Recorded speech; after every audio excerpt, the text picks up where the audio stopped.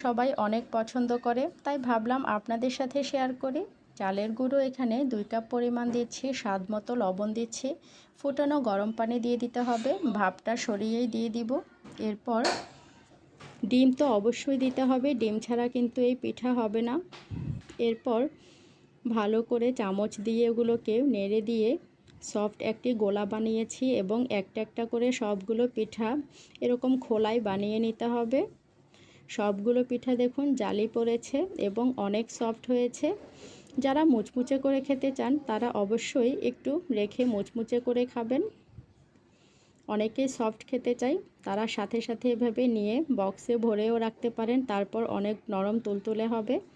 এই পিঠাটি সবাই যার যার পছন্দ অনুযায়ী সবাই খায়। আমি এখানে আজকে মাংসের সাথে পরিবেশন করব। আজকের গরুর মাংসের সাথে আমি পরিবেশন করেছি।